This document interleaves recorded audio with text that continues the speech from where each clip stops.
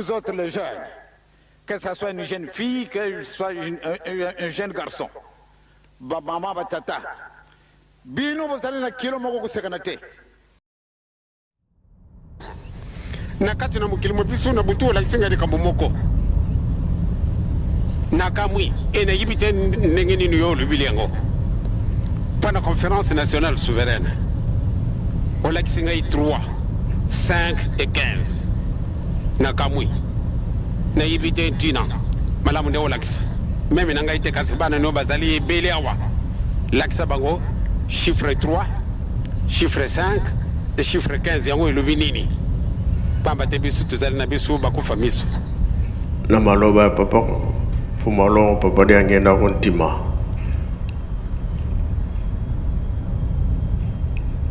« 2023 tokobandela na nini pambuta oye tokobandela na 0 bongo be bongo te siko bolobi nini totika mabondeli tokosala nini po 0 wana tokobanda a lire mosusu ya kitoko ebanda bongo pe bongo te likambo na biso ekenda bato moyindo yango balobaka ke bino mpe boza na nzambe na bino bolandaka kaka biso nkolo yesu wana eza ya biso po te ya biso makambo ya kimbango kasi nkolo yesu te baza na raison yo lingi na yo sobi kimona meso bayebiso ta mosala osalaka posonaka bato kimona meso voilà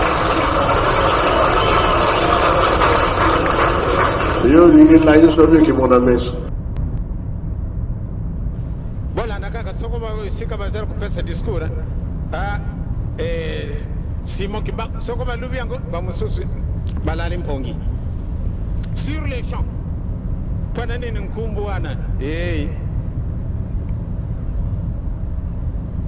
kasi na nkumbu na Yesu abazali makasi bango yoso to Yesu muntu ndombe Yesu mukono mususu tango makamona izali sekre nano jela to kuma le 12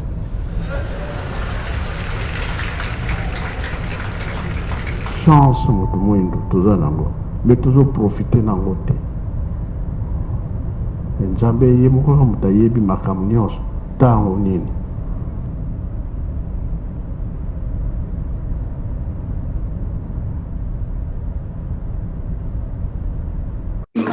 matondo nakanisi mpona kowela ngo bato kobanda peut-être koshite mpona kokanga bandeko mingi molai te mais nakanisi ndenge bolandi ndeko expliquer likambo ya horus sana tokoya yango susu na émission ta tokolobela bango ebible ya horus tokoya yango en détail mpona toyeba likambo yango ekoma kuna ndenge nini bayiba biso ndenge nini est-ce que peut-on prouver le Christ de la Bible est-ce qu'il a existé c'est la preuve tangible qu'il a réellement existé. Donc, il y a wana, on est allé ces gens. Mais si vous surtout que na masolo na biso ndeko nous toujours le bakaka so kutugo kota likambo etali la papa c'est le 4e 0 voilà avant to kota nanu kuna nanu na otira no des extraits bolanda ngo lisusu o esika papa c'est qui manque ngana zoloba to bandela 0 après to bolanda extrême monsieur kolanda o azoloba ke bobino bozolobela kaka boloba likambo papa c'est qui bango bino kaka kola yesu bolanda nga poto kozonga solo likambo na biso ekenda bato moyindo yango balobaka ke bino mpe boza na nzambe na bino bolandaka kaka biso nkolo yesu wana aza ya biso po te ya biso makambo ya kimbangu kasi nkolo yesu te baza na raison na maloba ya papa fumalongo papa de angenda ko ntima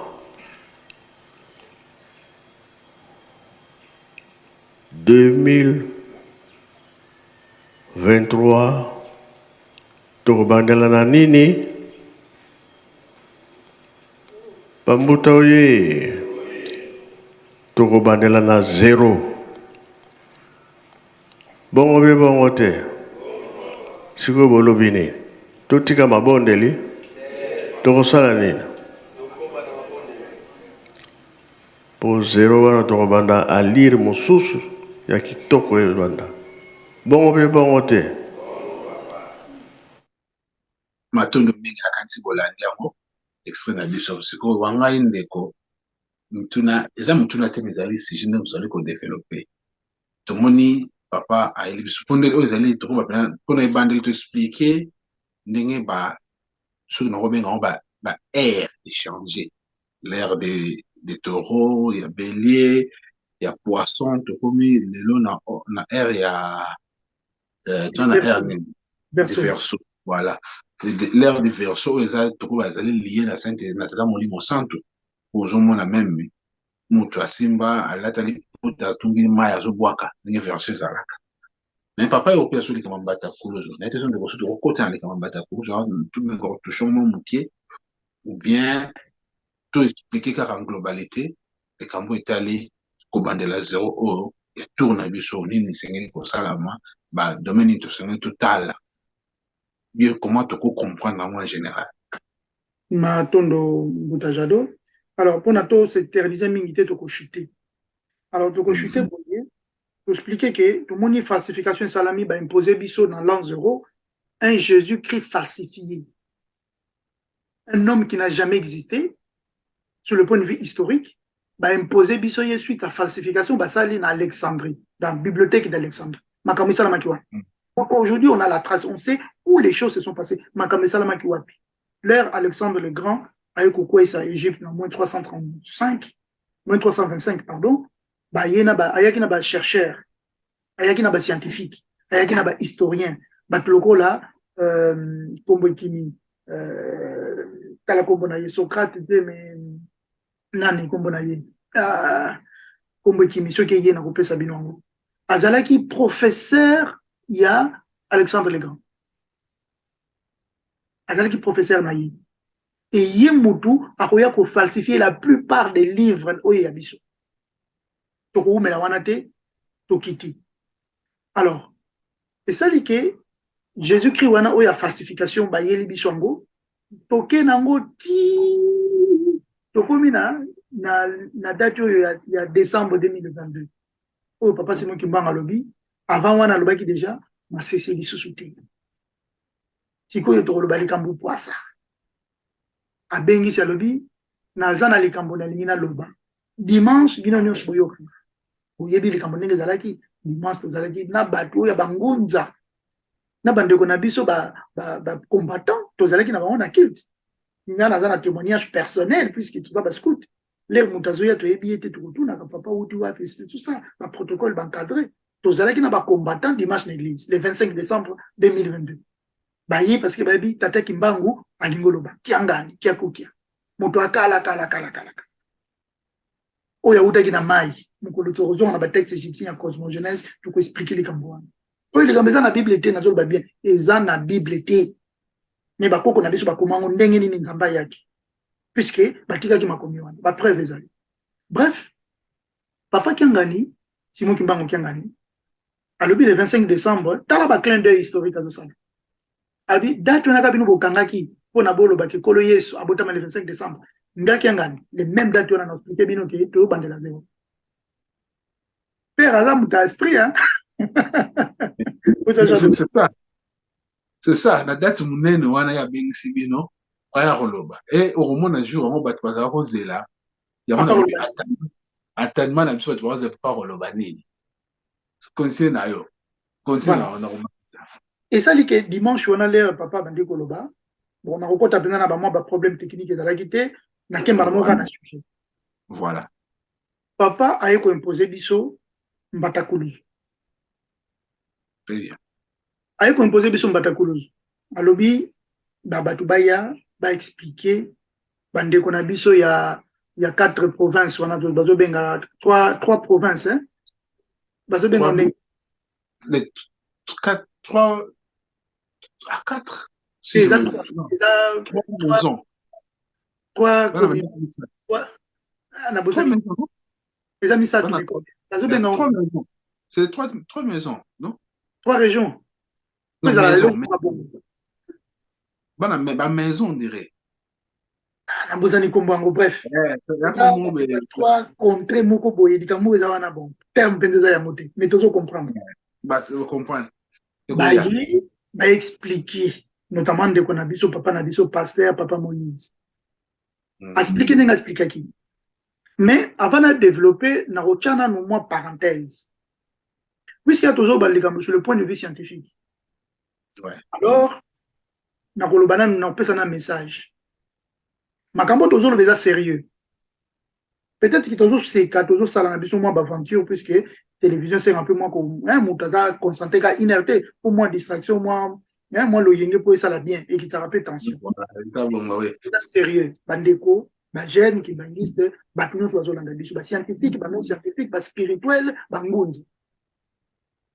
Les Gamtozo les a très sérieux sur le point de vue scientifique. C'est-à-dire, bah, thèse, n'est-ce pas toujours comprendre, puisque pour l'instant, les Gambo n'a pas tous en a preuve. Tous en a preuve scientifique, tout le exhumé, boy, tout là, c'est les Gambo zabo. Tous en a un mais, n'est-ce toujours l'anglais, bah, thèse. Parce que science, c'est un bon. Science, non, c'est ça la marathé, mais on a preuve. Et ça va, Moutalandi, les sola comprendre, à ça, l'hypothèse. Une fois que tu as l'hypothèse, tu as un terrain, tu as vérifier l'hypothèse. Voilà. Au lieu de ça, hypothèse, tu as recherche menu biso. Mais confirmation, il y a l'église qui bangiste. Il faut appeler ça des moyens, il faut acheter des moyens pour les chercheurs sur place, des recherche sur place. Bakene sala ba recherche na esika o toujours benga Mbatakuluzu. Kuna na madinga. Ndenge bazo benga 3 secteurs, voilà combien les 3 secteurs. 3 secteurs, ouais.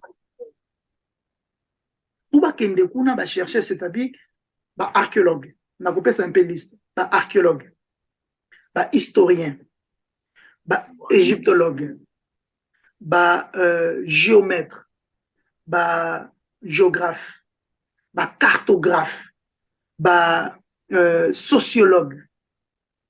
Na ba tumingi mo ebele mais o eza ba principaux fu bazala kuna pona ezala ka ba recherche moko mixte.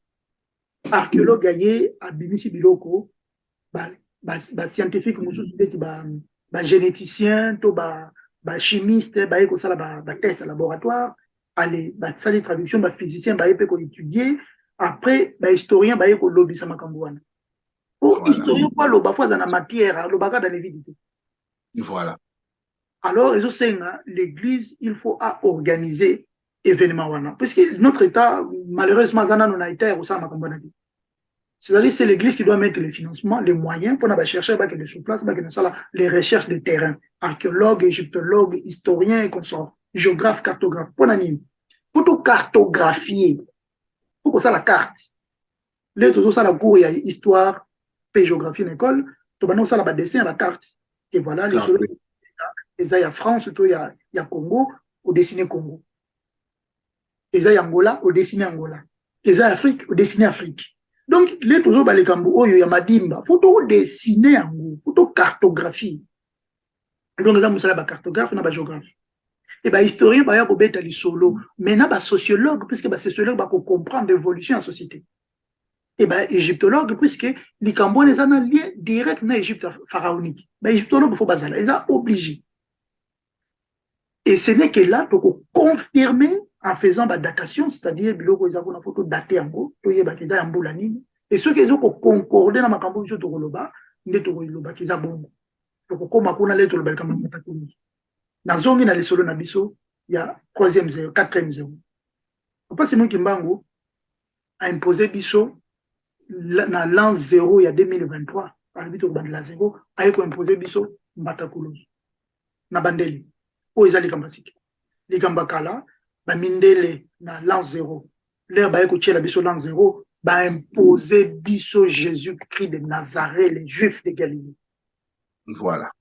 Et si quoi papa Simon Kimba mazali ko zongi sa likambo na nzela, a imposé biso l'an 0 na 2023 et a imposé biso Mbatakuluzu. Bandeko nanga to sala ba blague tena likambo. Sur le point de vue scientifique, tous à la sérieux, tout l'on de likambo puisque ceux qui présentent au bimi c'est ma prévenance. Pour exposer na mukili mubimba. C'est-à-dire ndeko nanga jado o nazolo banayo kanga date lelo, si l'église ne le fait pas, biso ba individuel to salam. Nous sommes prêts, il y a comme argent na biso, salaire na biso, to tiango en jeu pour na toke de démontrer les cambos de Zoroba parce qu'ils sont sérieux. Et biso toujours en jeu ni les anasewana. Si l'église ne le fait pas, nous les individus, toko salango. Je suis en contact avec Bato Bazali près que les locaux à ce to kiti na terrain, to tika misala na biso. To tika basi, to tika bana, to tika misala, to tika bandako na biso. To yekuna so singa 6 mois, 9 mois, 2 ans, to ya ko sala ba tout, to creuser ne to sala basala en Égypte. To ya ko timula mabulu. To ya ko za échantillon, to bongsa laboratoire. To coordonner penza les corps scientifiques africains kémite pour tout ça les cambo. Nous avons un contact avec les kémitologues. Le monde kémite, nous avons à Paris. C'est des gens sérieux. Sur le point de vue scientifique, c'est des gens sérieux. Donc, les cambo, ceux qui disent n'existe au Kokangote, moi, je vais faire en sorte que, Nabandeko Oyo, il y a une église qui m'a dit après, on va faire intervenir le monde kémite. Puisqu'ils appellent intérêt dans Baron Makambo Tozolobo. Ils ont intérêt à Moutoumou. Donc, tout Kangaonka na Bakimbangi, c'était. Ce qui dit Bakimbangi, c'est pour Kokangote. Si l'église n'est pas prête à mettre les moyens, quand je dis l'église, c'est pas papa. Il faut comprendre l'instance de l'église. Oui, je vois. Si il faut les instances de l'église, à ça la parole.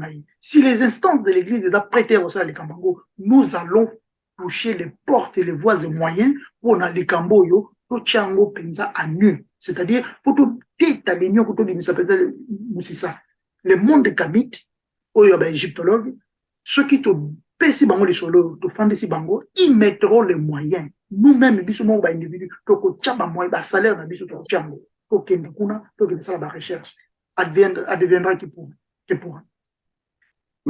C'est-à-dire, nous avons ils allaient comme moment au logo soloba, ils allaient donc ils allaient changement il y a histoire mon bimba ndenge mukile yebi pour ceux qui battent en sérieuxité et alors on sait que battre besoin de cambo sérieux penza makasi pour imaginons ndenge okola ovanda histoire mo manenge ba yebisayo pour découvrir qu'ils ont bon monté. Oh, tout ça na guide munene papa simo ke mokana. Pour na likambo lobi faut ba kémite pour ba science ba qui pour ça la recherche pour prouver. Pour ce que tel comme tel Mbatakulos au cas où bande ko bozo ko mitu na Mbatakulos zaneni. Les ali mboka moko oyo esika ekuluzu yankolo yesu si je peux dire les termes et bima kuna ba koko et bima de l'autre bima kala ba to ko expliquer en monté. Et papa simo kimba onkenga na intervention na o bazo bel Mbatakulos bozo mona bazo lobela comment papa diange na ko laksa bango esika bo grotte yankolo yesu zalaki. Grotte yankolo yesu yikarana izal bimimba mona Mbatakulos grotte yankolo yesu esika boye nzela papa simo kimba ma utelaki esika bo nzete bakatelaki pona ko sala ekuluza yankolo yesu nyonso wana ebimi na kati ya Congo. Donc faut tout le monde a gravité à l'écamunde comme ça pour nous ezali changement ya makambo ndenge loba papa simo kimba na na malobane ya mbanza nsanda donc fondamentaux spirituels sont éléments. Donc eza phase moko donc ezali yango ezali ko se réaliser. Oui. Alors or que ce dossier moi la légère et ko le kabiso peka aboye histoire mobimba otokolakisa mokili tala banda kokosa biso batakala vraie histoire yango boye continue na onde. Papa Jado nga naza na méchant nzamba lembisanga bandeko bolembisanga mais naza na méchant. Pourquoi naza na méchant? Naza na méchant parce que ceux qui total papa Simon qui manque en Ganélia radio Moussala à lobby qui est en retard il y a 10 ans. Vous avez des phrases voilà. Vous en retard à 10 ans. Mais retard à 10 ans wana batuming bazo baka sur le point de vue spirituel mais nga naza d'accord té. Misé totonia sur le point de vue spirituel té. Totonia on a bonzo to botozo ko mona ndeko na yo kendaki. Biso to kendaki to sali to memo banga. Sur le point de vue informatique to zo travailler ti lelo. Pona ko sala makambo mingi o bato bazo baté. Makambo na koloba na télévision té. Mais naza na méchant puisque soki likambo yo to koti yango te to koti yango spirité ndeko na Jado to suis sérieux nango te et ko zabiso sur 10 ans alors que ceux qui to lati yango penza to vie sérieux nango ezali likambo na 2-3 ans to sala yango ici mais ceux qui to zo bakane to zaka to ke dimanche na église to yoki papa to zo na biso na ndao to le fumba et ko zabiso 10 ans or tout ça son atteint ko perdre te papa ndeko na biso papa pasteur Lebeka Palais Baki, le temps n'est plus, le temps est à l'issue-souté. Papa Jado Soko Pesabiso, élément Wanananu, Tolandananu ya, papa élément, faut te reconsigner. Donc le Saint-Esprit est Dieu et il a une volonté. Likambo yo ya lingi ko sala, soki salami ndenge ya lingite, vous êtes tous bloqués. Ah, omoni. Alors, Aïbissin ambassadeur, vous savez que Italiens, ils ont parlé de Jésus-Christ. Parce que Bangonde va crucifier Jésus. Mais vous êtes des nationalités belges. Mais vous n'avez pas parlé. Vous avez nyongo et pas Yatata Kimbango. Pour Makama Tata Kimbango, bino ba belge bolo bakayangote. Vous allez ambassadeur Union européenne, mais d'accord, mais des nationalités belges. Mais vous n'avez pas payer Nyongodabino vis-à-vis à Papa Kimbango. Et puis à lobby, et c'est ça le plus important aussi que j'insiste sur ça. À lobby, monsieur l'ambassadeur, vous savez que Nkoloyi soit ça qu'on y a kozonga. À Sali Loboko Neboabi, Nkoloyi c'est Tikali Mouké à Yakozonga. Il mesure à Salibo. Abi Tikali Mouké Nkoloyi soit à Yakozonga. Maintenant, à continuer Kolobane à lobby. Parce que Tokamati Bonzo Totili Bosso et Moli Mototi Yangonasim. Quand Alobi a répété Yangolesus, monsieur l'ambassadeur, vous savez que Nkoloïs a quitté sur le sous le bok. Et troisième fois, il restait moins un peu à Kangaka Kalibok. Donc, il y a un espace qui a l'ambassadeur dit, vous savez que le Christ Nkoloïs a dit ah oui, je sais que parce qu'il est chrétien, à Zoni Mouké. Et cette fois-là, j'ai rarement vu son éminence dans cet état, à lui, ambassadeur son excellence. Ah, Yuzo Kitenkama, aujourd'hui, le 25, tu prends ton téléphone, tu appelles ton roi. Et tu lui dis Makamonga na uto yebisa yo anankam. On a yebisa le roi belge. Ah, yebisa roi belge. Ah be o yebisa ye kaka lelo Makamo. Tu prends ton téléphone et tu appelles le roi Makamonga na yebisa. Vous devez parler de Tata Simon Kimbango. Oui, il faut vous foutre nyongo na bino par rapport na papa Kimbango parce que Azala qui prisonnier et pas na bino pendant plus de 30 ans. Donc bo yebi mabo monaki bo yokaki. Et donc il faut payer votre dette. Vous devez témoigner de papa Kimbango. Et c'est urgent. Après ça, alors je vous amène dans mausolée. Toketo koti na mausolée ti esili tobimi. Une semaine après, je suis allé voir l'ambassadeur parce qu'on était en bon terme. Est-ce que yo oyebisi na roi non après les élections, nous irons à Bruxelles, on va en parler, élections non. Il y a des choses qui nous sont et ça les sous priorité mais ça urgence. Et ça na makambo soso ezelakate. Tant qu'on a bimi na bureau naie, ça n'a pas fait une semaine, 2 semaines après, bah, il a été expulsé. Ah oui, l'ambassadeur a été expulsé. Et bon, voilà. C'est pour vous dire que nous sommes dans une situation d'urgence. Les loba, urgence sanitaire, urgence, mais nous sommes d'abord dans une situation d'urgence spirituelle. Parce que tant ils allaient sous-souter,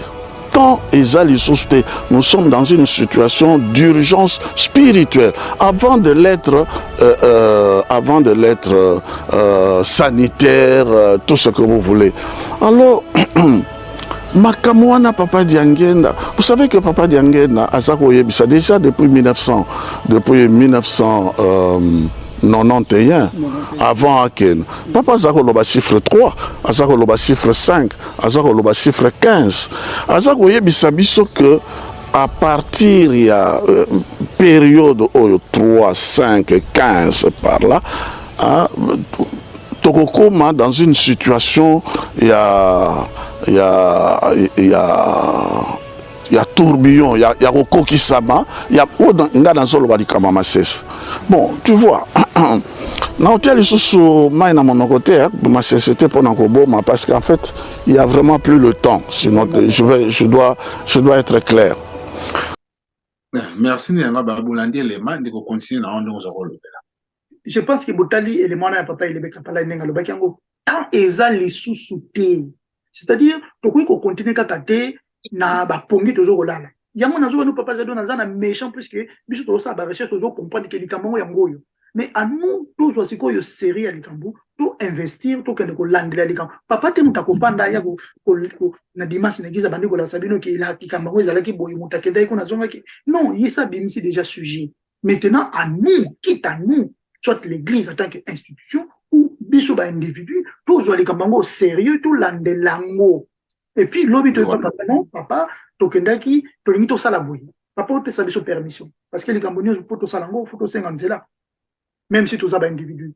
OK, papa peut sa biso autorisation parce que soit disant institut l'église en tant qu'institut à côté les kambango teto, nana juste sérieux les kambango teto. Parce que la vérité me faut to le bango. Moi je suis na méchant botajado. Je ne mettrai pas de l'eau dans ma bouche. Nazana méchant puisque les Kambango bandé bimaki ti lelo pratiquement un mois donc déjà des mois nazo mona nango efike zo bouger. Oh ils les Kambango ceux qui tous ba minde lende kona. Leur papa le bien le 25 kona. Banda lundi 26 to bandi ba démarche. Pona kotala to sa ndengi ni to tinda bato ba ke no sa ba recherche. Mundela za bongo chouchou. Mais biso, tu fais na biso papa zali nzambe ye kaka yuma kololo non yangwana e osenga na tanga passage moko oyo e kozala penza important na préparer yango te mais et ye kaka ezali inspiration nende kozali koluka passage wa bandeko na toujours makambo ezali très grave biso mususu tovandaka omona tokoma na niveau tosala ya tosola boye tovandaka tokomanaka tobengana tosalanaka ba voice tosola ba sujet papa ekotya onga na bengaki na be ayo tsana tima bulu yeke moko ya makasi na mito bato histoire ne boyebeli yango eza bongo te bolanda apesi biso piste ndenge ndeko alobi mais biso moko mpe foto lata yango papa alobi likambo ya boka papa nalobaka yango toujours papa alobaka moni bato totangaka papa alobaka ndenge moto akotiaka bapoint ati alobi boye même so olandi maloba papa badimage papa alobaka kobanda ya sujet oyo akena oyo akoloba sujet mobima ndenge ezali te mapesi bino bapiste ya repère ye siko apesi biso piste ya repère en plus alobi tobandeli à zéro. Qu'est-ce que nous devons faire? Toyaka kaka te tovandi kaka badimage bana Israël badimage David asalaki toujours continuer kaka na quelque chose na fausseté wana batono ndeko lobana. Merci papa Jado ndenge lobi kaka dimanche l'église oye bana Israël basalaki bo mais oyo papa lobi lelo kwa ni to tala ngonante ezo pesa méchant yango nazo bambuta naza na méchant alors nazo na maloba papa Diangenda livre vert oyo peka eko senga bandeko nyonso makambo tozo ba faut apprendre ngo par cœur page 8 na kotanga ngo eza mwa mulai mais na kotanga ngo mobimba plus c'est important makambo tozo loba to comprendre méchanceté nazo ba na komi na méchant parce que nazo mona ndé tozo kolala mingi alors les kambeza bo page 8 le kimbangisme a depuis son origine suscité un intérêt littéraire considérable, aussi bien de la part des théologiens que du côté des sociologues et des historiens. Cependant, l'abondante littérature publiée à ce jour s'est révélée en général contre-productive. Cela ne résulte pas uniquement du fait qu'elle est, à quelques exceptions près, l'œuvre d'outsiders, dont bon nombre n'ont pas fait mystère de l'hostilité qu'elle leur a inspirée. Le biais a surtout son origine dans les conditions de persécution dans lesquelles le kimbanguisme a évolué pratiquement jusqu'à la fin de l'ère coloniale. Cette situation n'a pas permis aux chercheurs de bonne volonté, s'il en fut, d'effectuer leurs recherches dans des conditions qui permettraient une analyse scientifique, donc impartiale des faits. Papa Diangue Nazoloba, ouais, a regretté, a tali batwebele ba komi balobi makabomi sur le kimbanguisme. Mais, bazan, bangonos ba outsider. Puisque bazo komate. Alobi, azalaki na besoin ya komona ba chercheur, ba makesa. Ba chercheur oyo, ba ko vérifier les faits scientifiques. Na bandele sika wana papa. Puisque ils appellent Moutouya Makambo toujours. Bandela, comme ça, bandeko bozolanda, biso bo comprendre gravité pe importance les kamtoza koloba. To ya raté pour na sentiment. To ya raté le makambo o ezali. Donc to ya mito le makambo ndenge ezali. Pour to kovanda kaka boete, il faut faire quelque chose, il faut que la musa batte. Donc c'est pour cela que mon soit tant à biso tout le baba. Nous on est en train de faire notre part. Il ne peut pas ça là même message sur la vidéo comme Tina Batali Colonne et Tonga et Koma et Kendeli Bosso pour na tome kako mais ma solon il y a quelque chose doit changer et belé te vendre te big oh ils ont bien oh ils ont bien mais vous vendez kaka papa zo l'acceptation penzela kimbango muta mokundolia maema bomba mana mulela bisango na poissa alors vous connaîtrez la vérité et la vérité vous affranchira aso pesa biso bosolo mais tout liniko prendre action à Bossolo monter. Maintenant. Merci Boutajado. Le passage.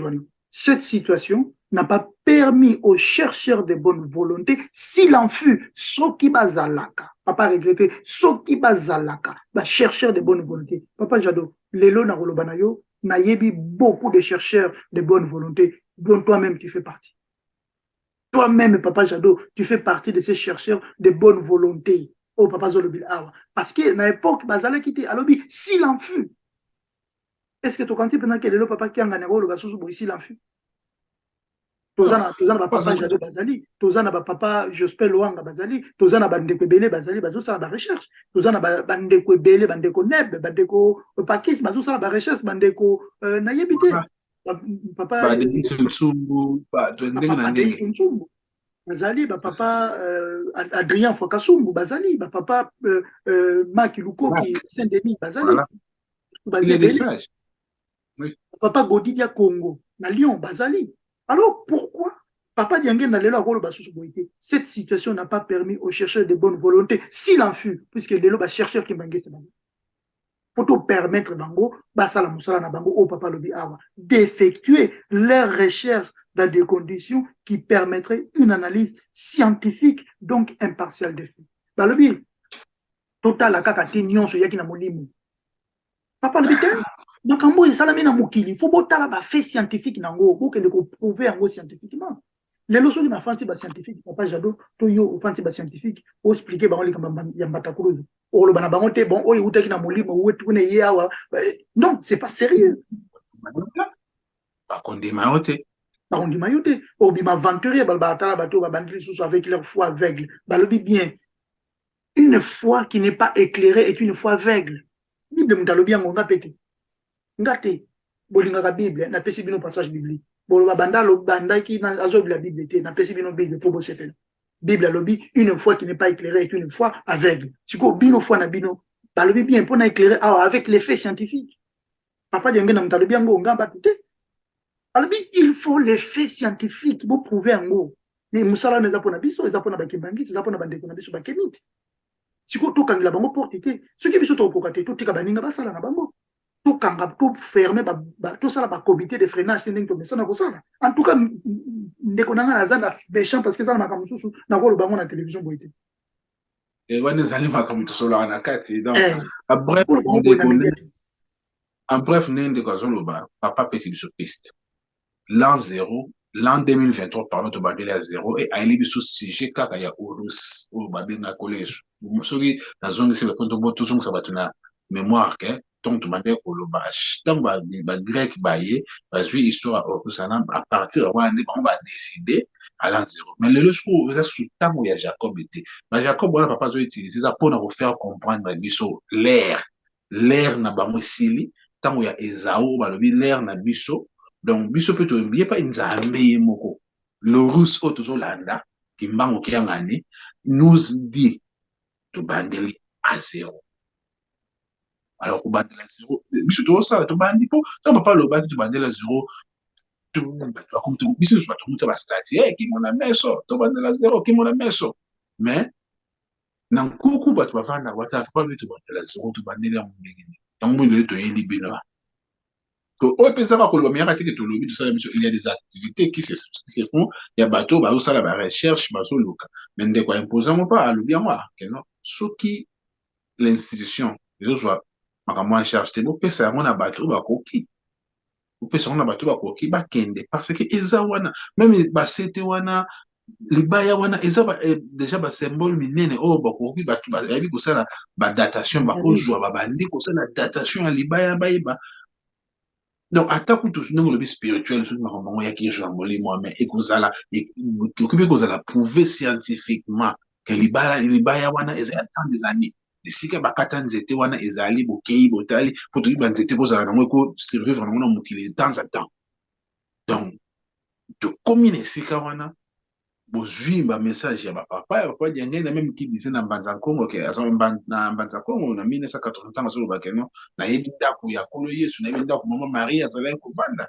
Donc bozwi ba etozwi ba élément nyonso nende ko musangisi ba twana nyonso tuvandi to ça la mise en jour to kende kaka na pito pale boete de kokobana. Merci Papa Jado. Donc les kamopenzes abonné Papa Jado lobi toza ba sentimental mingi. Les camions sont to même on sentiment, to même on spiritualité. Non, to boy spiritualité mais tout ça na moi rigueur, na moi sérieux na makambo na biso, surtout les kambo matakuluzu oyo ezo ya ko cha buru ye kenenge Papa Jada lobiango na mokili na biso, faut za na ba base solide pour na ko défendre ngo. Alors ezo senga, faut to na terrain, on sali ba recherche, na bossa na ko ba théologien, hein, na ngampena terme na théologien te, maintenant le ba spirituel, hein, ba tanzambe, ba chef coutumier, faut ba za ba ko zangate. Parce que bango kolomboka ba chef coutumier faut bazala na délégation wana ba homme de Dieu na Tanzanie faut bazala ba compagnie ba recherche wana. Alors to chuter boy papa si avant chuter na moni to bossa ne point pour nous ba note to salaki les cambia papi 12 et naissance de la Cameroun. Ozoke na ngwa nazoke ne pas na yi. Alors voilà. Likambeza boy. Na 1951, Pape Pie XII a salaki déclaration. Mais lelo na bongisa ki yango naza na livre, naza na journal ya Pape Pie XII. To tianga tana ba insert pour les na uti musala na zoki pena tante ya obimisa mo sika na chaki yango na bomba ki yango na réponse ma malamu. Dans ba bisina d'émission les hommes na écran. Voilà. Donc, le journal où il y a Pape Pie XII à l'obaki boy. Parce que, n'expliquez-moi mon cas, Pape Pie XII a qui astrophysicien de métier. N'a bandé bien. Le Pape Pie XII. Oh, il y a comment qui Pape, il sonne les amants moulaï. Yé moutouler, ba jeune fille, to ba bana, oh, il y a Fatima, le ba mona qui, la Vierge Noire kuna. Pape Pie XII, à l'époque, on a dit Pape Tezaki archevêque. Yemoutou batinda qui pape, ceux qui combattent dans les à l'époque, on a ceux qui pient 11, ceux qui pient 10, ceux qui pient combien, à Kende, na Portugal, à l'époque, on a banana. Ils ont qui pient 12, mais on a comme pape. Aroya Koko, ma pape, pendant la Seconde Guerre mondiale. Oyo ba juif, Barokou, Fa et tout ça, Pape Pie XII a comme prêtre avant la Seconde Guerre mondiale. Donc, entre 1936 et par là, a commis pape. Et donc, à traverser la Seconde Guerre mondiale, la Seconde Guerre mondiale, pour le bilan, les lotés. D'ailleurs, en 2020, bibliothèque à Vatican, formula qui bibliothèque à Vatican pour la chercheur, qui ne la recherche à ce qui concerne Pie 12. Archive n'a pas. C'est ça là 2 jours. 2 jours quand on a ça 6 mois. Bakangi. La vérité. Bakangi parce que il doit banner au dimanche. Et qu'ils habitent trop tôt. Trop tôt. Bref, Pie 12 wana sikoyo na formation na ye azalaki un homme scientifique astrophysicien, c'est-à-dire musala na ye kotala ka étoile kotanga ka signe. Et donc Pie 12 wana sikoyo na 51 aye koloba boye ezalaki à peu près vers le 10 septembre. Tala ka ba coïncidence. Vers le 10 septembre alobi ke mokili na biso ekoti na l'ère de Verseau. Na kosala moi partage d'écran na bongisaki na sima total en un élément oyo. Comment on a total élément oyo. Papa Jadot, est-ce que tu as mon ango? Ils allaient télécharger. Ouais, hier. Tout le monde a. Verseau tala yeye. Ozo komona mutu oyo asimbi une gourde d'eau.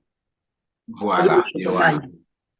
Mais Verseau on peut les musu balakisaka ye boye avec les N là, babenga kango na exact signe égyptien oyo bozo mona. Na pembe na mwindu na likola pembe oyo. Eza li ba N boye ba vague, eza signe égyptien, eza hiéroglyphe, babenga kango le N ya nun, o babenga ka les eaux primordiales. L'esprit de Dieu se mouvait au-dessous des eaux. Ces eaux là babenga kango les eaux primordiales. Yango bozo komona awa na Verseau oyo. C'est bon on peut mususu. Et dans la cruche, cette cruche-là, avec de l'eau intarissable. C'est ça les Verseaux. Je pense que c'est bon, dans le même partage. Tout sur le langage, c'est normal. Et ça, boy. Ce qui est beaucoup mis en camp, beaucoup au monde à papa. Achara ni na likola mesa. Mai. Bila mai. Ngina ya mai en camp. Papa kiangali. Aucun n'est pas papa kiangali.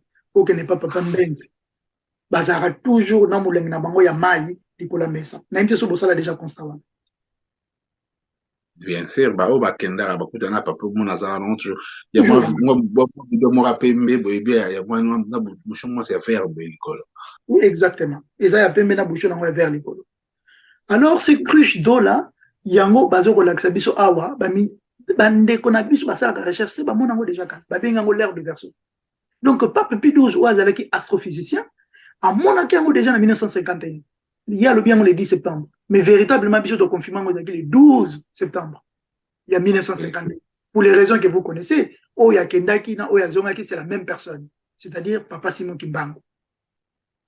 Il y a 21, à Koufi, dans le 12 septembre. Pour Akabolin Zotona Molimo, dans le 12 septembre 1951. Et puis, Papa Kiangane, le même 12 septembre 1951. Il y a un besoin de tuer les Cambo au Pénassima. Pour tout l'ande langue malam. Azalaki hier, aujourd'hui et éternellement. Bible Moudalobia Moupé. Ye kaka, ye kaka, ye kaka. Alors, on a tout chuté. Les Camotoro Kende Nango Yangoyo. Bandeko, Batata, Bamama, Balieki, Bayaya. Les Campesa Boy. Les Camotoro Kende Nango, il y a les Bossezake. L'ère, Papa Simon Kimbangu Alobi qui est au Bandela zéro, c'est dans tous les domaines. Mais c'est surtout sur les domaines historiques. C'est l'histoire d'abord. Parce que l'ère, dans l'an zéro, il y a une histoire, il y a Jésus-Christ, les falsifiés juifs de Galilée, balola qui sont histoire. Alors, il y a un Papa Simon Kimbangu parle en 1921, le 10 septembre, Alobi les Kambouya, il y a le fait que nous aurons notre propre livre sacré, où seront écrits des choses cachées pour la race noire et le peuple commun. Puisque livre total, le Bible, les a falsifiés. Bakosa. Tu regardes la Bible, dans l'épisode de Moussoussou, dans l'émission Moussoussou. Alors, les Kambeza Boy. Tu connais sa histoire. Mais pendant toute sa histoire, Papa qui a gagné ko imposé biso Mbatakoulouz. Dans l'an 0 2023. Il y a un autre banazan méchant puisque important c'est pas enjeu, il y a eu campagne ba comprendre. ceux qui te comprennent on est biso ba miso to comprendre to kotisi penza nzoto na molimo na likambo wana to kelandela yango nazolo bana bino na papo oya yaki kala mingi te awa ya à peu près une semaine akozonga pe soute na batu o bakende ko landela na stade papa ki ngana zalaki na nkini bosalaki akei na stade te tala moto mwinde pour ni bosalaki akei pa ya papa ki ngani te na stade des martyrs batu baye bosali culte d'action de grâce mais mundele moko boye o azalaki ne pe kutu nazi parce que to yebi tata wana azalaki nazi Benoît ndeko na biso Pape François pardon Pape François azalaki en Argentine kuna azalaki l'un parmi batoyo babandai ko boma baninga on azolo beza makambo na église catholique ba yebi yango nazo fondite azalaki bon nakangi parenthèse wana respect quand même na rana ye puisque voilà. Alors, premièrement, Tolobi. Deuxièmement, Papa Simon Kimbangu Kiangani a coupé sa biso Mbatakuluzu dans secret au Ezanakan. Bien entendu, toujours le Makambo yo sous réserve de confirmation, il y a recherche sur le terrain et confirmé. Au Ezaba hypothèse scientifique. Tolobi bien, un scientifique ne travaille jamais dans le vent. À ça, d'abord, hypothèse scientifique, mais hypothèse, on a les autres, on a donné des gazons dans le langue. En tout cas, dans le cadre de recherche, la seule histoire ou la seule conversation qui permet de retracer l'histoire de l'humanité en ce qui concerne les Juifs de Galilée et les Osiris d'Égypte, ils allaient pister toujours dans Yambatakoulos. Alors, les Océans, tout replacer l'histoire de Osiris, on appelle ça mon possible. Puisque batu penza na biso moko na kati lingoma toza na confusion esika wana l'air tolobaka ke Papa Simon Kimbanga monaki kolo Yesu ce n'est pas un kolo Yesu référencé aux Juifs de Galilée non. Un kolo Yesu référencé à Osiris égyptien o yaouta ki pa bakoko na biso ba Shem Shuhor pa na biso moko na Congo et dont l'histoire d'après les données. C'est là où les problèmes sont allés. Mais si le problème est allé, on va battre belé parce qu'on continue toujours à référencier. Papa Simon Kimba, on a Galiléen, on a Belé Nazaréen, on a jamais. Il y a une mission comme on a mise à jour. To yepo na bande ko na biso to bingi bossa la penza mise à jour à partir ya lelo. Moni nzamba zalaka songi na ndinga sala makambo so basusu dans ça la mission les erreurs au sein de l'église Kimbanges. To saka likambo ya photo wana ya tatas batata mwana moko boye lokwa tatas moko mwindu na nkole su moko mundele afana pembeni na ezo yeba lisusu. Donc lelo na masolo ngo ya moa. To bande likambo ku depuis qu'à la fin to yeba ke to komati le no ba continuer na onde. Ndenge pa jada lobi puisque musée et comme la biso musée za bokoko. Mais bokoko wana avant un kota faut authentifier ngo. To moni ke oeza boye to kotisi oeza boye te yengo ko kota te mais likamba Mbatakuluzu ndenge to zolandela ngo pona ko chuter sika wana eza simple to expliquer likambo wana encore une fois to zoloba sous réserve ba recherche sur place ya ko confirmer ba thèse objet to développer lelo ndenge na banda ko loba un scientifique il travaille avec des données azana likambo alandeli yango asali hypothèse après akeko vérifier sur le terrain objet to opesa ça ba hypothèse scientifique. Mais exactement to la muki na tongo to lati to loti ndo to na biso to lobiango non to landeli li solo ndenge zoko kende to tali ba texte égyptien to tali bible ndenge zoko loba makambo susu to moni ke non likambo bible azolo ba zapenga bongo te photo zonga nango na Égypte et na Égypte kuna ba laksi biso ke non moto obinu bozolo ba auta awate awape ba beta kaka li solo ba beta kaka li solo Ozonga et pas y a ba Shem Shuhor et c'est ka bango ba utaki c'est-à-dire na Congo Katio. D'ailleurs dans le belo comme Congo Butajado dans les années 2000 les ala qui na ba vaste canopée oyo ba archéologue ba sala qui découverte nango na Kasai il me semble. Oui, j'avais lu l'article moi-même. Alors pas na yombo Butajado. C'est le na biso to linga ba recherche to la na makambana article en temps na ngamo na tanga pe article là tabayo découvrir babiloko wana oyo ezali komuna ke ba ancien égyptien bazalaki awa na Congo. Et au moment si je n'oublie pas, pendant la passation dans les CG, vidéo, il y a je me souviens bien sur ça israélien, un hébreu, les anciennes écritures hébraïques, ils allaient retrouver dans la montagne, na Congo. Elle va salir en analyse, ils allaient exactement na makomi ya ba hébreu ya kala kala. Donc ils ont l'accepté bazalaka na bango na Congo, ils étaient des noirs. Continue. Quelque chose qui a été vraiment pour plusieurs années un fil conducteur dans notre étude de toute cette question, c'est l'écriture hébraïque que l'on retrouve au Congo. On l'a retrouvée dans une grotte qui s'appelle la grotte de Lovo, dans le sud du Bas-Congo. Ce sont deux Belges, Ray Makers et Van Moorsel, qui ont donc fait une étude sur ces grottes en 1960. Et ils ont découvert dans ces grottes 17 signes sur les 22 signes que comporte l'alphabet paléo-hébraïque. Nous vous montrerons au montage à quoi ça ressemble.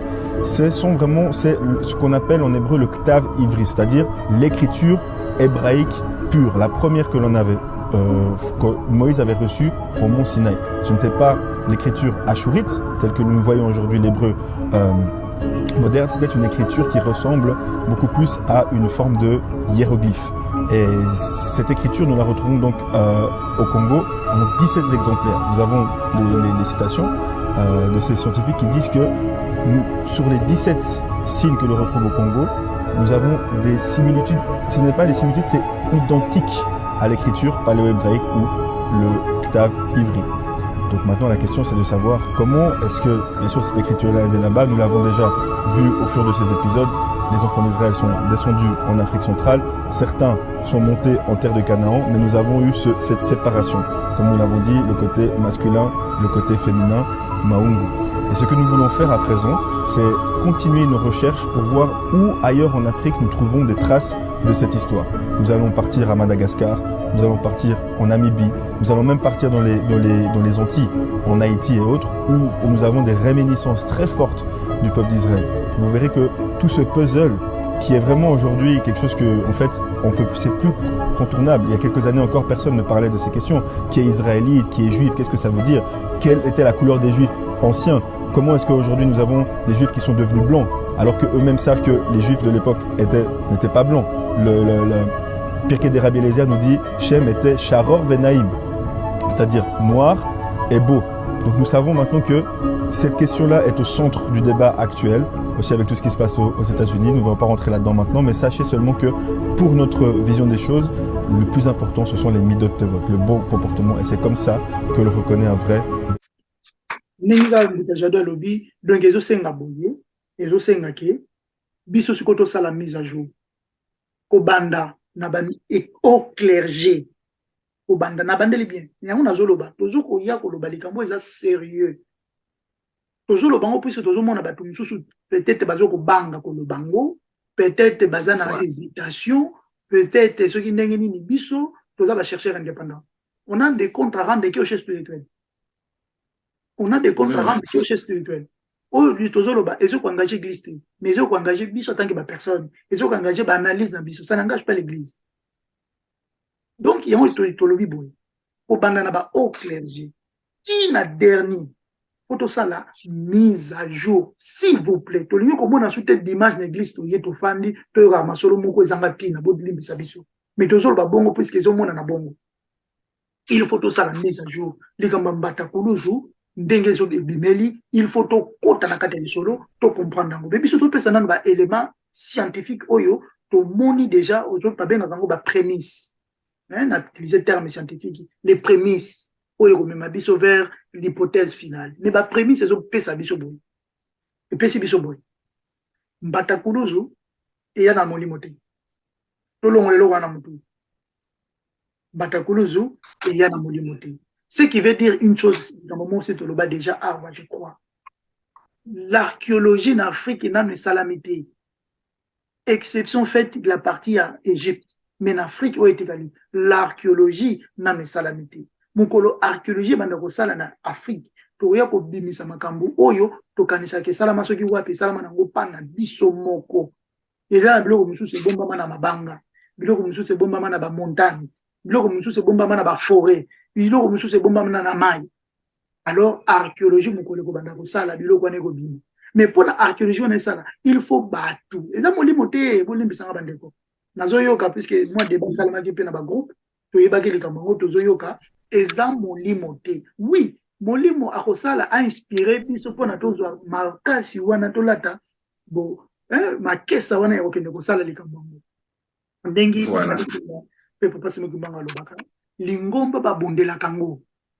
C'est-à-dire likambo nzambe eza na partie eza spirituelle, oui, to boité. Mais ça peut na partie de konanga il faut papa Jado à lobango, il faut ngana lobango, il faut kinganda lobango. Saint-Esprit okitate po ya kolobana bino. Papa ça peut déjà piste. Maintenant c'est à nous. Faut tous soit sujet au ya bras le corps ndenge to lobaka. Donc kota na kati nango, to susu mokisa batu o bazo ola na bapomo.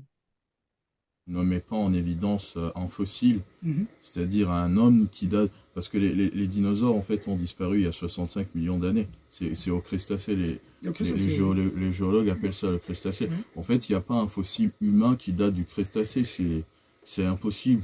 En fait, je ne dis pas que c'est impossible, mais en fait, on n'a jamais vu, aucun scientifique ne l'a jamais mis en évidence, en fait. Je vais te dire une chose. Vous savez que l'Afrique n'a pas été encore investiguée. Archéologiquement parlant, l'Afrique n'a pas encore été investiguée. Vous savez pourquoi? Ils ne veulent pas le faire. Parce qu'ils savent que ça va exploser à la figure. Je vous donne juste un exemple. Les Mbanza Congo, il y a une province en angolaise qu'on appelle Angola, on appelle les Mbanza Congo, ici, cette région du Nord. C'était la capitale du Royaume Congo. Nous savons aujourd'hui qu'il y a 3 strates. Il y a des grandes villes, des villages, des villes, que dis-je, des bâtiments, des constructions monumentales qui ont été détruites lors de la bataille d'Angola, donc 1665. Les Portugais ont brûlé Mbanza Congo, a été détruit, ils l'ont ravagé. Il y a eu une deuxième construction et une troisième construction. C'est ce qu'on voit aujourd'hui, la ville de Mbanza Congo d'aujourd'hui, c'est la 3e strate. En dessous, il y a encore 2 choses. Qui a fait des recherches là-dessus? Personne. La région des Grands Lacs, ils ont juste fouillé une partie. Et qui le fait?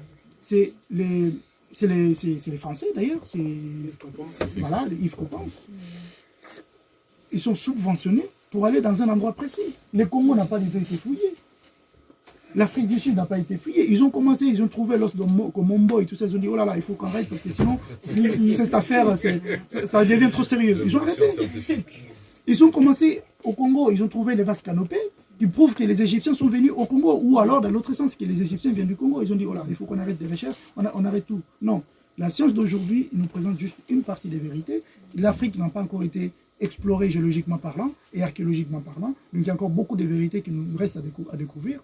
Dire que parce qu'on n'a pas trouvé des os qui datent de telle date que l'homme n'a pas survécu, enfin, cohabiter avec les dinosaures, c'est juste pour l'instant une aberration, parce que nous n'avons même pas exploité ou exploré les 10% du territoire africain.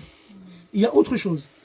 En fonction de l'endroit où ces personnes ont vécu, il y a tu as fait la géologie, tu dis, donc les sédiments terrestres, il y a l'acidité, il y a tout ça. Il y a des endroits qui conservent mal les ossements humains. Il y en a d'autres qui, au bout d'un siècle, ils disparaissent. Ça devient vraiment la poudre, quoi. Hein, la décomposition du corps, le corps s'apoutrifie, mais aussi l'os est attaqué par l'acidité du terrain. Donc, il y a beaucoup de choses aujourd'hui qu'on ne sait pas encore. Et la prudence, encore une fois, c'est vraiment, je prends ma casquette de scientifique pour dire qu'aujourd'hui, ce n'est pas parce que nous ne savons pas que c'est vrai ou c'est pas vrai. On attend que d'ailleurs l'Afrique fasse ses propres recherches pour pouvoir vraiment conclure. Voilà ce que je peux te dire là-dessus. Quelque chose. C'est vraiment mozolo parce que c'est-à-dire les gens qui sont dans le livre, les gens qui sont dans la prophétie de Mbanza Sanda, quand les peuples spirituels, tous les engages dit dans le baquet et c'est comme un moment. Et puis c'est tout ça autre va sinzeli tout au bunda ce qu'on a les kambango, bah tu nyoso peut-être bah tu belé bah ça la même idée mais bah courage wana te. Puis c'est tout y tout le baquet on va tout ça l'émission ceux qui vont résoudre la biso. Tout ndimi na biso mais on est prêt. Faut que changer matam. Faut que changer on continue on besoin bah dans ça a plaisir il y a moi mon nazo seka. Et ça bon mutajeru puisque nous sommes à l'intérieur. Ndeko na biso kemi se balba likamoko etikala nga pika na mutema lo baraboye. Un peuple est rongé de l'extérieur, un peuple est détruit de l'extérieur si et seulement si il est rongé de l'intérieur. Nabandeli, un peuple est détruit de l'extérieur si et seulement si il est déjà rongé à l'intérieur. Peuple nyonso oyo batu mususu bayaka ko panza bango ko kabola bango c'est que bango moko déjà bazalaki na bokabola soki peuple aza na bokabwani te mutu alibanda koyo koya te ya kokabola bino eza expression oyo biso tolobaka babengaka yango sagesse comme mutu aliaka na mbeli ye mpe kaka mutu apanzaka sani ya mbele oyo aliaka nde na sani ya mbele te akoki kopanza yango te fo mutu oyo aliaka yango atiaki makayabu na ye pilipili na ye mungwa na ye pondu na ye loso na ye lere alia yango asali erreur ekoye epasuki alors biso toza na kati ya makambo oyo c'est à nous tozala makesa tozwa courage to papa alobaki naza na nga na bato te olandaki phrase wana papa kiangani alobi atali naza na besoin basala nga boye bato yango bango wapi biso mpe tozotalaka tozobosana ke papa azoloba makambo wana mpona biso nyonso na moi y compris na papa Jado y compris na bino y compris totalaka bambuta te oteli kambo ezosalama te mpona bambuta yo osalini voilà par na yo eza nini na makambo papa Jado nanga ndeko na bino par na biso ezali lelo toyeboye tolobi totie mutu makata makambo on ne peut plus fermer la bouche totala makambo ezoleka tozocomprendre ke makambo ezalaka bongo te tozokende dimanche na église tofandi tozotala mateya ezokosimba te na maye papa azoloba c'est-à-dire mise à jour même logiciel papa Jado moni téléphone na yo soki esali eza na moment moko boye faut esala mise à jour mais ezwa version ya sika siko ndenge nini biso bato nzambe apesa bwania oyo jeteka yeba nzembo yo moto napesa yo mayele ya koleka biloko biso aosi yango nananane ya boyebi nzembo wana nzambe apesi biso mayele ya koleka mais tozosalisa motu na biso te bwani mpona nini tozokokomprendre masolo ete tolobake no awa ezosenga biso nazwa phrase moko ya papa France Fanon ndeko na biso France Fanon alobi boye chaque génération doit dans une relative opacité découvrir sa mission, la remplir ou la trahir. Bandeko nanga bino na biso tozali na génération oyo ya 4e génération ya papa Simon Kimbangu kiangani to esengeli biso toyeba mission na biso eza nini soki toyebi mission na biso allez il faut tosala tout tosala lango mission na biso soki tosala lango te elingi koloba ke tozo ko trahir yango la remplir ou la trahir yango ezokoka na mai papa Simon Kimbangu alobi papa diange na komi na livre vert bokolimisa ngana panda nazwa kaka extrait wana elobi boyi demain une génération qui n'a pas vécu en Égypte en prendra la relève. Les risques d'échouer sont minimes et c'est là la consolation. Car, Papa Diangana Lobi, assure, car des dispositions ont été prises afin que demain, le kimbanguisme puisse, dans l'harmonie et la cohésion, atteindre de nouveaux sommets, spécialement ce qui concerne sa spiritualité. La cause est juste. Voilà, nous avons compris notre mission. Voilà, nous avons compris notre mission et nous avons accompli la tâche na biso. Biso tout ça rabattu n'ende kolba ne bandi l'erreur est humaine. Mais tu na ba thèse ndenga pesa ya za mingi du côté de domaine scientifique. Tu peux citer thèse, mais il faut que ça la baba suivi na mweza. Soki bo monique ba mweza ki pesa ba o ba moyen bazali. Mais ezali basa. Mais nous devons coller la likambo. Pour papa, pour évangile, il faut changer. La gapa. Évangile, il faut changer. Pour nous, ils ont le droit dans le bar, tu dis que Noël, ils ont le 25 décembre, ils ont le 25 mai, même dans le ministère, le 25 mai, on va continuer à fêter. Nous toujours qu'on vive dans la fausseté. Mise à jour, exactement. Même Batou Bazali, non, nous savons que la Bible est une falsification, mais vous continuez à causer quelque chose qui est des falsifications. Alors, quand est-ce que vous savez la mise à jour, il y a beaucoup d'amour. Or, que mise à jour au but de ça, il y a histoire mobile. histoire mobimba fo evanda comme peke jour mo ba ko te ba te nanu histoire donc ba te le ko ya sika le ko sika pamba te même yemo ko kolo yesu oh na sali référence à la personne la vraie o ba tu balinko lobela wana ce qui pardon o il y a les Galiléens o botanga na Bible aloba ke sango faut sango yakolo se panzani mokili mobimba mais pourquoi toujours j'aura lobi commenter nous on est évangile à sika évangile à sika pour atteindre les alliés l'évangile il y a l'homme du verseau papa Simon Kimba les alliés évangile là l'évangile là pour nous imposer banyango na batakulu c'est là le début de l'histoire c'est là le début de l'histoire pour tout ça na ba mbuta lokola ba prophète so ba ki pa vite ba lo ba yango ke non mais les Jésus dont vous parlez Bethléem ezala ki na batza Congo ezali ba référence oh faut ba tu ba na kolandela pourquoi maman qui a vu ta devait dire ça vous comprenez tu as dit kolandela on malé petit pour ce toujours c'est la pas seulement maman se prononcer to ezala ki bo benende kwa lo bine ba ni alors tika ko sala muti c'est nous touyer là ceux qui ezali bon monter de quoi comment beaucoup ceux qui papa tel ezali bon monter à raison c'est nous pour que nous aussi la recherche. Ceux qui allaient bon à l'oba, yango. Réponse à papa n'a pas ça bateau juste pour na nous ça dans la compréhension na kena beaucoup na pesi papa na l'accès na vie papa likambeza boy olobinin alobi tuta nazolo ba loba papa alobi tuta et si ka erreur ezali ba misusu ba ya ba kokori tuta voilà donc tous ça na ko banga ko lobate aussi longtemps tozana mokili oyo erreur ko zalaka kaka ezana mutu tena mokili ça sala likamisa erreur mutu sala erreur te za oya sala keloti d'ailleurs si vous posez la keloti au sala erreur puisque au sala keloti donc faut que ça la quelque chose et puis oya malamu to regarder oya mabe tu de côté il y a mon toujours ezali bongo pour ceux qui bani ne bani la session surtout bien comme ba chiffre ba nombre ba chiffre impair na impair ba nombre primaire hein oh le bel au romona même moto abandaka première recherche comme les kiminga mais ezaki na mususu ayaki azui les recherches wana formule wana a continuer yango si ba ki kokoma na mondibu wana o travailler na professeur ya Cambridge donc ezali continuel moto ko ya tali baleki o ba ko ya sima ba ko ya tala intela koma bon te développer ezali bongo. Donc, tu peux vendre, tu peux continuer pour le tu peux vendre. J'espère que tu vas le partager à vous. Naïbi moi awa, c'est un peu compliqué mais bande la solution à trois fois. Sur le temps, vous savez moi ça no TV zolo bayango. Tu tiens à fond bande la yango trois fois pour le couvrir moi baptême bien. Dès qu'on a passé au maloba, ce qui vous a sur le complexe.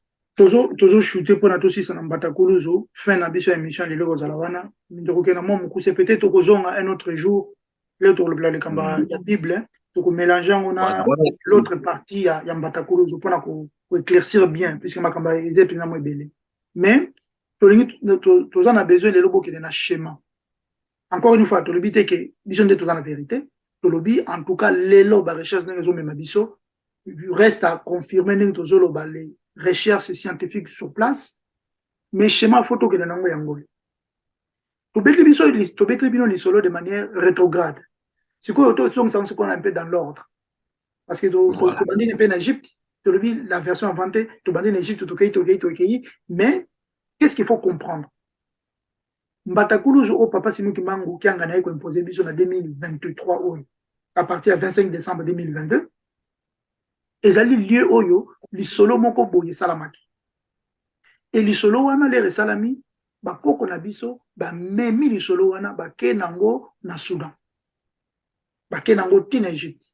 Bakoko na biso wana o bakaki na vers le Soudan pe vers l'Égypte. Bango oyo tozo ko benga na terme ya ba égyptologue. Ba Chemchour, ba suivant d'Horus, c'est-à-dire bato yo balandaka Horus, o balandaka Osiris, oyo ningi de l'autre baka ngana bala Yesu. Mais c'est le même terme oyo tozo ko utiliser biso na terme égyptologique, les suivants d'Horus. Mais li solo wana uti wapi uti na Mbatakuluzu. Uti na Mbatakuluzu. To kiti nango na Égypte ba betili bango ko na lisolo ale lisolo wana bakoko na biso na Égypte écriture yé ba komi yango na ba pyramide bakomi yango na bapapyrus, bakomi yango na basarcophage, bakomi. Très bien. Bamindelele bayi à travers falsification bazwi lisolo wana babaluli yango na ndenge mosusu esika batia Horus, Osiris, Aseta batie Maria, Joseph na Jésus-Christ de Nazareth. Mais il ne s'agit pas de personnes réelles, il s'agit d'une mythologie, ou plutôt le professeur Nabiso Kovi Gomez Alobaka, un grand scientifique égyptien, égyptologue Alobaka, la mythomanie mémorielle. Donc, ça c'est une mythomanie mémorielle, c'est-à-dire fabriquer les cambo, aussi baluli, arranger en gros, mais en s'inspirant sur une histoire. On peut considérer vrai par rapport à Bakoko Nabiso. Bazuli Solowana, Baye ko bamba biso ngo sikoyo sous l'égide dans l'ère de poisson de Jésus-Christ.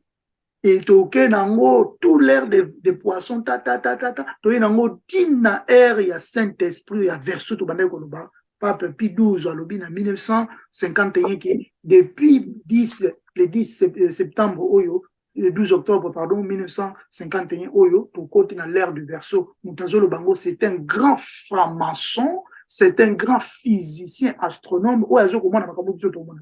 Alors, ne l'oko tout le monde, pour côté dans l'ère du verso, c'est-à-dire, c'est lui qui tient une gourde d'eau intarissable.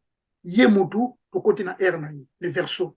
Alors, verso, on a demandé que le 12 septembre, Papa Simo Kimbango, qui a un c'est l'homme qui tient une gourde d'eau intarissable. Le Saint-Esprit, c'est lui qui s'est mouvé au-dessous des eaux. Tozongi dans le livre, il y a commencement, il y a Genèse. Genèse 1, beaucoup de temps. Dans le texte égyptien, il y a la comparative, et puis, Tata Wana, où il y a le verso, il y a imposé sur la vérité. Parce que la parole, la commencement, il y a liloba, il y a liloba, il y a mbatakuluzu. To bandeli ya zéro tozong sa histoire et sika ba bébé saki tozong sango nanzela alors mbatakuluzu wana siko ezali sika ma solo nyonso ya Jésus-Christ elekelaki mais il s'appelait pas Jésus-Christ alors tozana véritable comme na yena noté ba version mususu bazo bana biso Yisu ba version mususu bazo bana biso Yehoshua ba version mususu bazo bana biso Mfumulu Zaisu. La version monsieur Zozol Banabiso Osiris Horus véritable véritable combo ba recherche mitobinisando papa nzambe na inspiration na ye c'est l'esprit qui commande la matière a ko inspiré biso to ko découvrir ba combo mais tozana ba hypothèse Osiris Horus Mfumulu Zaisu Yisu Yehoshua ba combo na nyonso tozana ngo alors tozong sali solo ya kolo Yesu tout tanga ka ele to sali le kambona to sali mise à jour to li comment na soute dimanche l'église to ye Jésus de Nazareth amataki asalaki non il faut to sala mise à jour na matin na biso dimanche et ça important puisque ceux qui to sali bongote et ça lokola papa Simon Kimbango alobaki yango bino bozolo bana biso ka le kambu ya kolo Yesu bino bozana na Kimbango na bino bolo la vision ni kamba tata Kimbango to comme na l'air ya Saint-Esprit les versos to boy Jésus-Christ, to boy Yesu Amashiate, to boy pe Yisute, to boy pe Osiris, to boy pe Horus, mais to le boy. 2023, l'évangile de Torbimsa, l'évangile à Papa Simon. Voilà, au Baina Koloba, Papa Jado, so Royko Baxelo Komoko na Nikoloana, to Congolais Babiso, to Teya de Kambatata Simon Kimbango, to comme dans l'ère de verso, l'homme qui tient à la main une gourde d'eau intarissable. Attends, on Koloba, na zozo na toujours na référence maloba papa. Papa diangena na centre d'accueil après conférence internationale. Une chose ma makasi na Yesu. Alinga bimsa ne kamani zana secret. Mais que les alibes ya bokoyeba.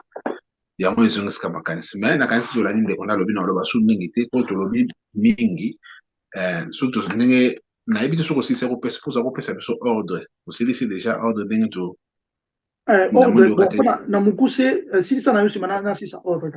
Donc c'est-à-dire lo na ngalo bakaka to bandaki ne bandeli to bandaki ko expliquer na ba chiffre on a relaxa bino ke ba chiffre wana bozomona papa dia na pasi ko kimba okanga ni tang ba répéter mo ndeko amemaki biso na ebandeli kolakisa papa simoki mbango tanga bani na papa wa beladio alaxi kazali maître ya ba chiffre un nombre pair et impair. Or papa babimisi ba likambo ba chiffre donc Linko la seswa ke nzambe wana ou papa simoki mbango azali kati na ba chiffre wana pe tolobela ki bino likambo ya ba mathématicien o babata koluka bayeba combien de nombre primaire existaka mais bazo ko rater pour ça l'infini basali ba formule na ndenge donc ndeko a décomposer ki ba nombre ba chiffre na l'axe biso na c'est bon mona ki tanga zo loba na tanga zo expliquer na télé bino pe ba formule ngo ndenge zo expliquer 3 moins 5 pardon 5 moins 2 et puis 3 fois 5 et puis 15 et zo ça ba même chiffre na ndé tu yakina likambo ya ba R et RE era où il y a la cosmogénèse, le premier l'an 0. Si et quand il y a une dynastie égyptienne, on a deuxième pour bander la 0. Et à il comme tout ya tant que comme dans les cambo ya ba grec, autant ba yibi li solo ya Horus ba bander la 0. Et si koyo tu ko bana sous na 0 papa le to bander la 0. Ceux qui mundele mutaloba qui ont que to bander la 0 l'an 2023 na kanisi mbele même tina ba TV national la biso bazolo blanco to bander to bander la 0. Papa Simon qui m'a imposé. Alors, quitte à nous, tout ça la part na biso, tout qui tout ça la barrage, tout côté les cambo kenza. Ko minde ko nga lui ba débat, bonjour mon ami so ba débat ça ko ça ma ora benda bika na ba bande ko tout solar. Or mon appel moi t'acheter côté puis na bino so ko ma monde ngeni débat zali ko ça la monde bana tata Simon ni bango ba travailler. On a ko luka bo solo ya likambo. Mais la raison que ça m'a demandé pour conclusion ça la sur mon ligne était na kasi bo comprendre sur bo comprendre était mitu les ali peto suki le loté na sujet oyo to ko ya na ngo lisusu to ko ya na ngo lisusu to pesi thèse po elo mo ya mutu ya ndeko alobi to ke pour faire na bato ke bon les transferts dédiés ningi collé sur le bac j'ai na repesa on a libota mususu na personne libota ya bayino to ba de pouvoir scientifiquement bon le bana bato ke boya ke spirituellement il y a un batacoul c'est traversé spirituellement makamnya chez spirituellement tout ça preuve montre ba oseka biso le ba wana nzambe mo raconte na mito ba tona l'accent ba oseka biso alors comme on que ezali matériel ezali ce qui nzambe ni za spirituel mbele nzeto wana tabaka na ko tumo ngo oseka pete oui papa j'avais et ça yango bon to solo là qui a entendu na 10 minutes réunion aussi là to chuter to solo là qui le kambango yango le mususu na fana bi mais comment to ko réfléchir dans sens wana tous on en est lo Congo donc nzamba zui batakuluzu na banzete na bilo nyonso na molimo et uti na Israël pou yeti na Congo e fandi wana allez un jour un soldat moko boye moi me mele masanga azu bidon na yarbi na ketumba jo lo Congo tout en scène nazo c'est ça mais tout en sérieux les kambango azu bidon na essence azu aliment aye boye pas tali nzetango ah o yango utai kune yaki ache moto pa apelisa musique tout tikabaje le comment transférer spirituellement aller historiquement et bungi karbe donc nzamba sali pour nguyanyo so yakarbe pe limo non il y a ma bloc donc comme toujours je t'ai dit mais le bas non de comment te conclure na biso de solo na olobaka boye tokozongela likamba batakuluzu parce que eza na ba élément na kati faut to kota na mwa muzindo alors lelo tokendeka na likambo ke di solo wana ya batakuluzu ezoko montrer biso ke le Osiris là tolobaka Jésus-Christ hein attends la kati église qui m'a dit c'est l'église de Jésus-Christ sur la terre ce sont envoyé spécial Simon qui parle.